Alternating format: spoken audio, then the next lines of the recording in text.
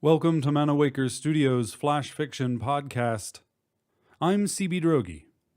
This week, Final Station by D.A. D'Amico.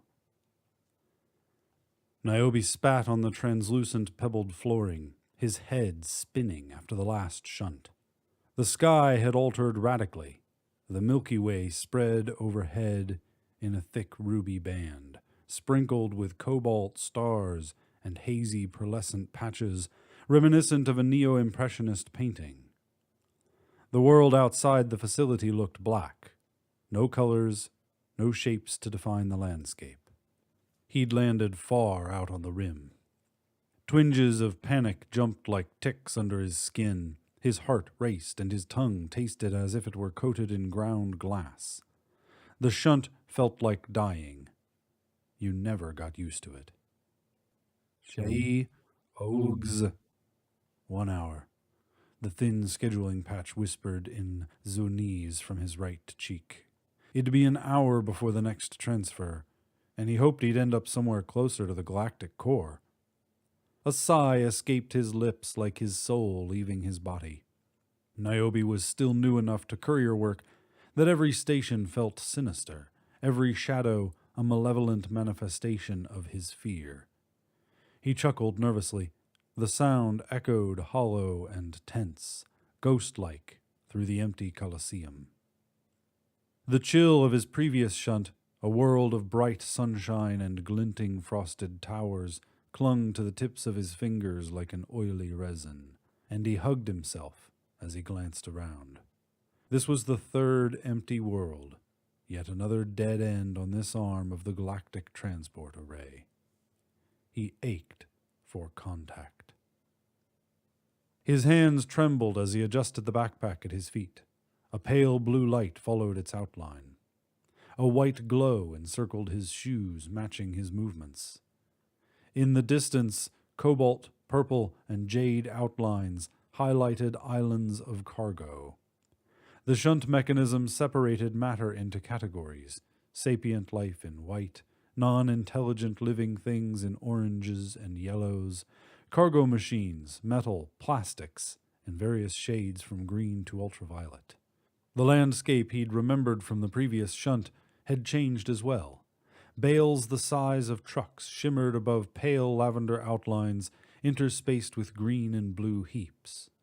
But no white, no life. Niobe's mentor, a Zaïk female still young enough to be unnamed, had carefully explained the transfer route. Interstellar transfer stations operated on a fixed schedule, with a frequency dictated by demand. High-volume stations transferred platforms to multiple destinations several times per day. Far-flung stations went years between shunts. His journey had been exquisitely timed, utilizing far stations to leap tens of thousands of light years in an instant, as long as he stayed on the platform. An indistinct shadow skittered wraith-like behind a jungle of machinery, casting a dull crimson outline as it moved. Niobe watched it nervously. It appeared again almost under his feet, leaving an impression of bat wings trembling against the textured floor. Then it was behind him. Niobe caught his breath, trying to quell his urge to flee. Nothing within the facility would hurt him, they'd said. He would always be safe, they'd promised. He chanted these words in his mind as he cringed from the shape looming over him. The creature's face shifted continuously like rubbish tumbled against a cheap plastic sack. Enormous black-faceted eyes surveyed him. The thin line of its mouth split, revealing a gray, toothless palate.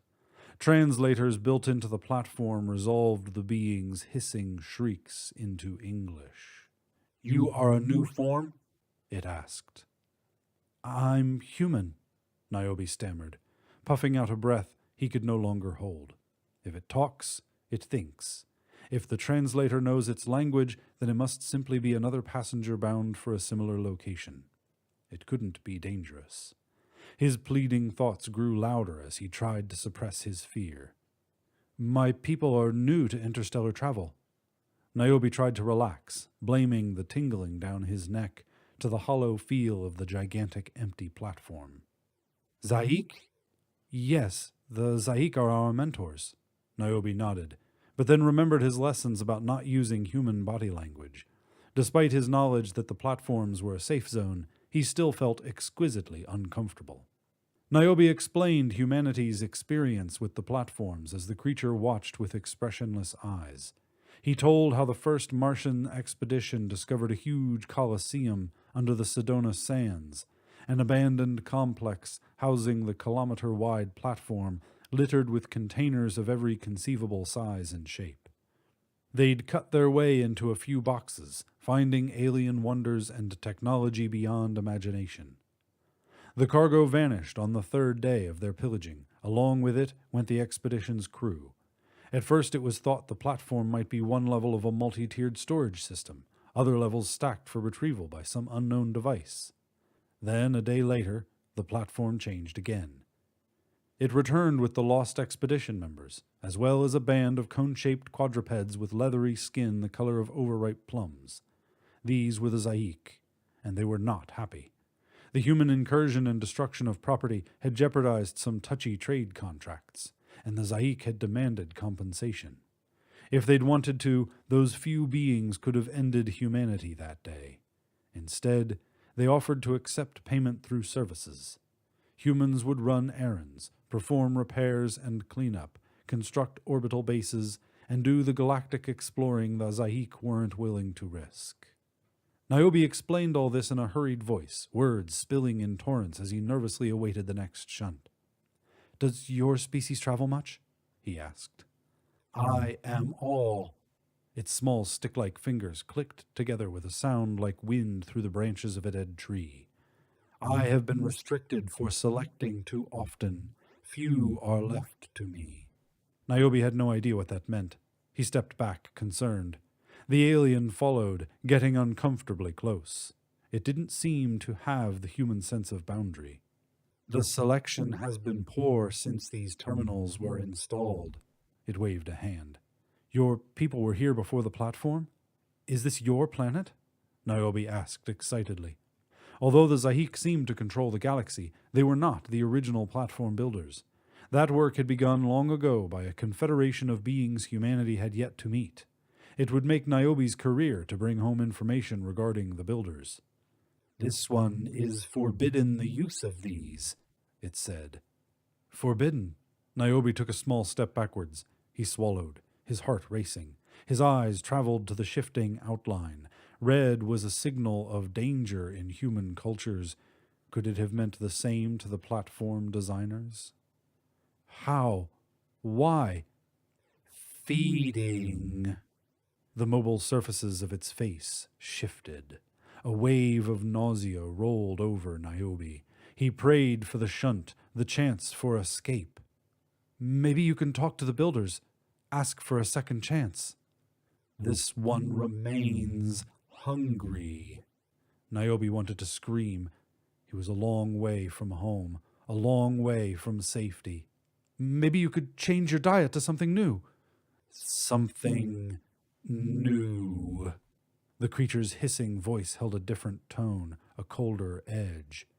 "You are new." This has been Final Station, written by D.A. D'Amico, and first appearing in 9 Tales Told in the Dark. Flash Fiction Podcast is supported by Manawaker Studios patrons on Patreon, the voluntary pay-what-you-want subscription service. To find out more or to become a patron, visit patreon.com/Manawaker. For more information about Manawaker Studios' other projects, including books and games, visit manawaker.com, which is also where you should go to learn more about the authors featured on this podcast or to get details about submitting a story. The Flash Fiction Podcast theme song is by Kevin MacLeod. I'm CB Droege. You can follow me on Twitter and Facebook at CBDROEGE. Thanks for listening.